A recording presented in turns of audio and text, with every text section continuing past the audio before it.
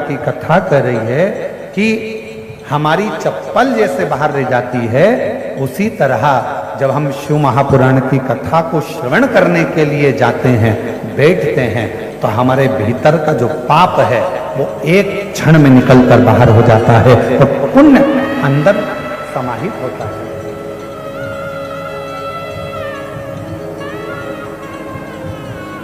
शिव महापुराण में ऐसा क्या है? तो कहा ये अंदर के पाप को धोती है,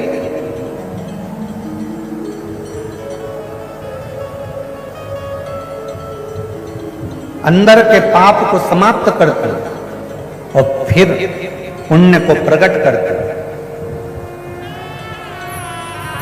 एक पत्र है,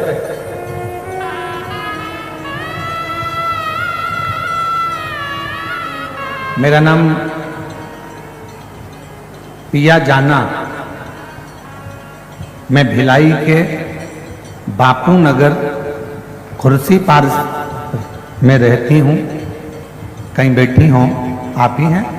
एक बार वापिस आके आ जाइए, एक बेलपत्र ले जाना, आ जाओ।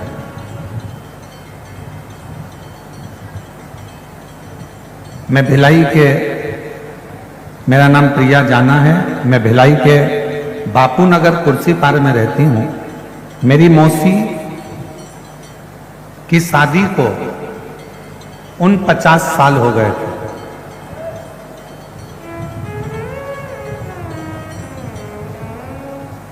और 49 साल तक उनके घर में संतान नहीं हुई। अब 50 साल जिसकी शादी को हो गए हो, उसके घर में संतान होगी? अरे जम के तो बोलो जरा, आवाज नहीं आई उधर वालों। होगी? हमारे मौसी को 49 साल हो गए थे, उनके यहाँ बच्चा नहीं था और 49 साल में बच्चा नहीं हुआ।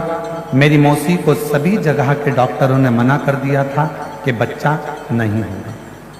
गुरुजी, मैंने मेरी मौसी से कहा, पंडित प्रदीप मिश्रा सीहोर वाले बोलते हैं आंकड़े के जड़ का कमर में बांधकर पशुपति नाथ का व्रत करो। मेरी मौसी बोली, अब मेरा तो मासिक धर्म भी नहीं आता, तो बच्चा कहां से होगा? अब तो मैं मासिक धर्म भी नहीं आता, और मासिक धर्म नहीं आता तो बच्चा कैसे हो सकता? मैंने अपनी मौसी से कहा, मौसी, वो सीहोर वाले महाराज जी कहते हैं अगर विश्वास पक्का है ना और शिव महापुराण की कथा कहीं पर भी बैठकर सुनोगे ना, बाबा देगा जरूर। मौसी, अगर मासिक धर्म नहीं आता तो क्या हुआ? आप एक बार आंकड़े की जड़ तो बांधो, एक बार पशुपति व्रत तो करो। और मैं अपनी मौसी को, जिनकी शादी को 49 साल हो गए थे, मेरी मौसी को मैंने आंकड़े की जड़ बंधवाई, पशुपति व्रत करवाया और बाबा की कथा टीवी के सामने बैठकर सुनवाई। बाबा, क्या सही में मेरा शंकर इतना सुनता है? और 50 साल में मेरी मौसी के घर में बाबा की कृपा से 25/7/2025 को 50 साल के बाद संतान की प्राप्ति हुई। शादी के 50 वर्ष के बाद पुत्र की प्राप्ति हुई है।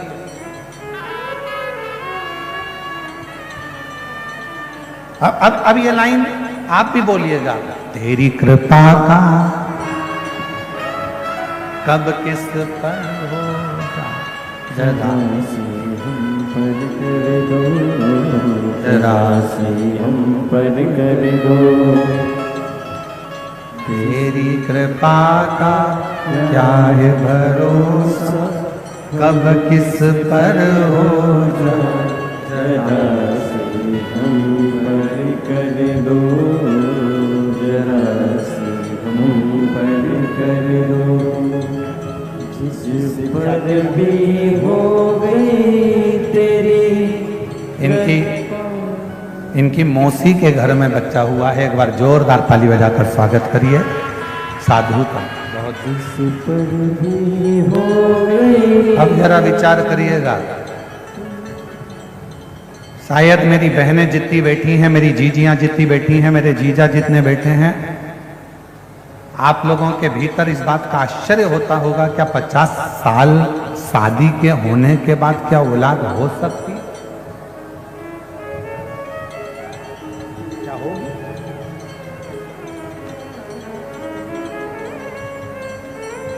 और जिस पर भी हो गई तेरी कृपा करुणा वो भव पार हुआ, भव पार हुआ।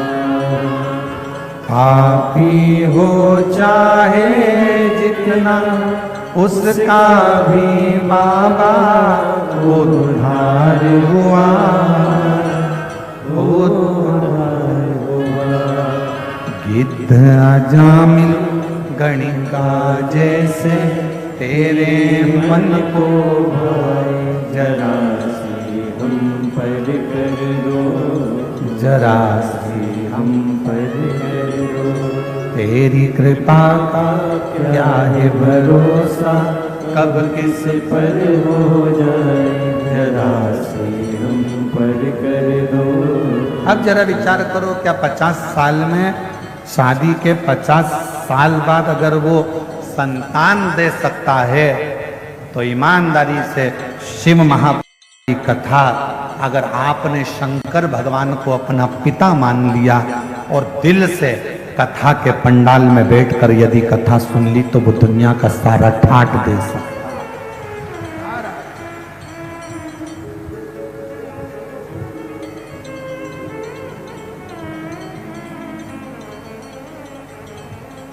ऐसा दुनिया का कौन सा दुख है जिसको मेरा शिव नहीं काट सकता? प्रेशर बढ़ाओ, प्रेशर अंदर का। ऐसा दुनिया की कौन सी तकलीफ है, ऐसा दुनिया का कौन सा कष्ट है जिसको मेरा शिव नहीं काट सकता? नहीं काट सकता। दुख, अगर परमात्मा ने दुख दिया है तो दुख कटने का उपाय भी परमात्मा ने दिया।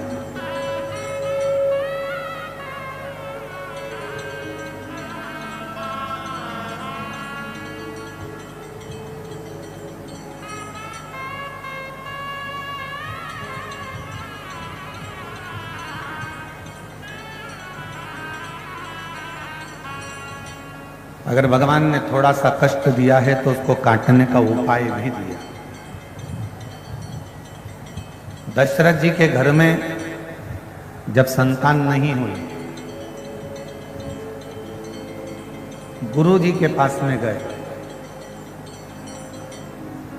और गुरु जी के पास में जाकर उन्होंने निवेदन करा, विनय करी, प्रार्थना करी, कोई उपाय बताओ, मेरे घर में औलाद हो जाए, संतान हो जाए।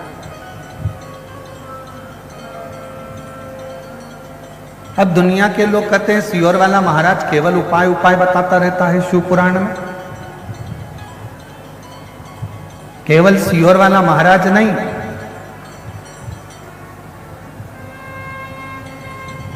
त्रेता में श्री दशरथ जी महाराज जी ने भी अपने गुरु जी से उपाय पूछा था कि मेरे घर में औलाद कैसे हो।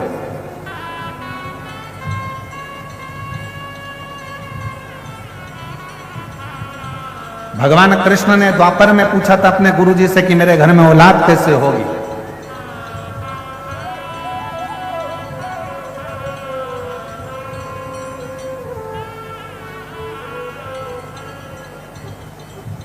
गोपियों ने पूछा था अपने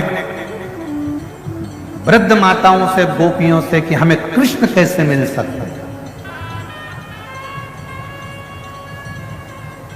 कैसे प्राप्त हो सकते।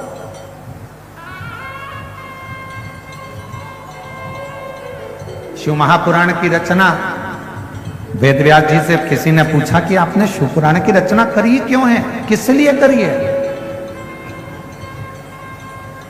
जब आपने स्कंद पुराण, कुर्म पुराण, आदिकादिक पुराण, सारे वेद शास्त्र, महाभारत सबकी रचना कर दी, फिर शिव पुराण की रचना क्यों? तो वेदव्यास जी ने कहा,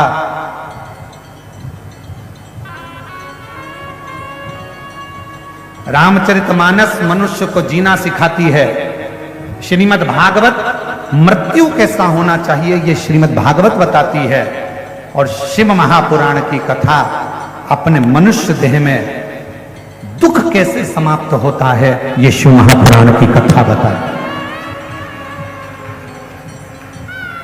अपने दुखों को कैसे मिटाया जाए, अपने कष्टों को कैसे समाप्त किया जाए, अपने जीवन में जो तकलीफ आई है हम कहां जाकर कहें, किससे कहें। अगर दुनिया के आगे जाकर कहेंगे लोग हंसेंगे कि ये तो जगह जगह पहले तो जाती पड़ती थी अब रोती पड़ती। दुनिया के सामने बोलेंगे लोग हंसेंगे, हम किससे कहें। तो शिव महापुराण की कथा में वेद व्यास जी सारे काली मिर्च कैसे चढ़ाना है, काली तिल कैसे चढ़ाना है, धतूरा कैसे चढ़ाना है, बेलपत्र कैसे चढ़ाना है, कैसा नियम धारण करना है, क्या करना है। हम डॉक्टर के पास जाते हैं तो डॉक्टर भी दवाई लिखता है तो ये बता देता है ये दवाई सुबह खाना, ये शाम को खाना, ये भोजन के पहले खाना, ये भोजन के बाद खाना, इससे ये सुबह मॉर्निंग में जल्दी खा लेना, डॉक्टर भी बताता है। उसी तरह शिव महापुराण में वेद व्यास जी ने सारी बातें एक एक लिख दी कि शंकर को बेलपत्र कैसे चढ़ाना, शिव की आराधना कैसे करना। और थोड़ा बहुत अगर शिव महापुराण से अगर हटकर देखें तो लिंग पुराण में भी वर्णन आया, कुर्म पुराण में भी वर्णन आया। ऐसी कोई पुराण नहीं जिस पुराण में भगवान शंकर के चरित्र का, भगवान शिव की पूजन का, भगवान शंकर के अनुमोदन का, भगवान शिव के भजन का वर्णन नहीं आया।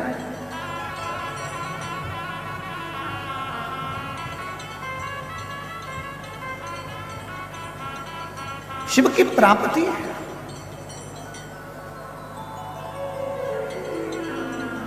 और महादेव नमन चरणों में, सोमवारी है सब बोलो, महादेव नमन चरणों में स्वीकार कीजिए, सबका किया है मेरा भी उद्धार कीजिए, उद्धार कीजिए। है त्रिपुंडधारी, है त्रिशूलधारी, है त्रिपुंडधारी, है त्रिशूलधारी। चरणों में तेरे बाबा जी पावन है चारों धाम, चरणों में तेरे बाबा जी पावन है चारों धाम। तेरी देव करते वंदना, ओ जय सीताराम। तेरी देव करते वंदना, ओ जय सीताराम। हो जाए पूरी कामना, हो जाए पूरी कामना। उपकार कीजिए, सबका किया है मेरा भी उद्धार कीजिए, उद्धार कीजिए। है त्रिपुंडधारी, है त्रिशूलधारी, है त्रिपुंडधारी, है त्रिशूलधारी। भगवान शिव की कथा करिए। शिव महापुराण में वो शक्ति है, शिव महापुराण में वो बल है, शिव महापुराण में वो आनंद है जो हमको एक बल प्रदान करता है।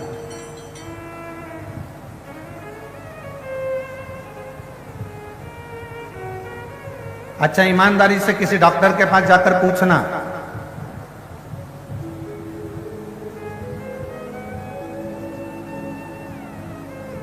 खाने से बीमारी होती है क्या? डॉक्टर से जाकर पूछना पहले अच्छे से, क्यों साहब खाने से बीमारी होती है क्या? कोई विद्वान डॉक्टर से पूछना, वो बताएगा खाने से बीमारी नहीं होती, बीमारी काय से होती है। तो कहा पचता नहीं है, बीमारी उससे होती है, पच नहीं रहा।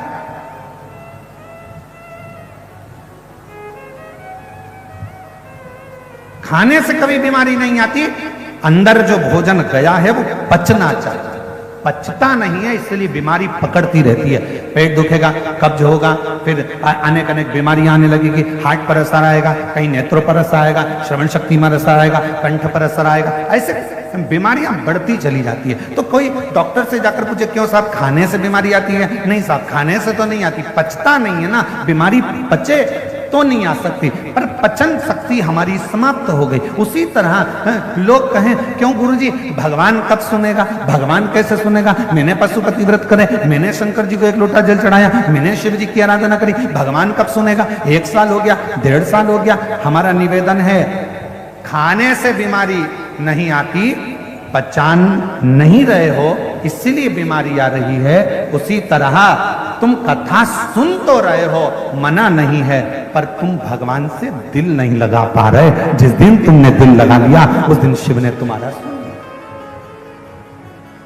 जब ये 50 साल की शादी के 50 साल बाद जब भगवान औलाद दे सकता है, शादी के जब 50 साल बाद भगवान पुत्र दे सकता है, तो जरा विचार करिए कि शिव शिव मतलब आप मन नहीं लगा पाए, तन तो लगा लिया, शरीर तो लगा लिया, पहुंच भी गए कथा में। और हम पहले भी कथा में आप लोगों से कहें, आज फिर कहते हैं, भीड़ बढ़ाने के लिए कभी कथा में मत जाओ, भीड़ बढ़ाने के लिए कथा में मत जाओ। हम फिर निवेदन करेंगे, भाव बढ़ाने के लिए, मन को जोड़ने के लिए, शिव को पाने के लिए शिव महापुराण की कथा में जाओ।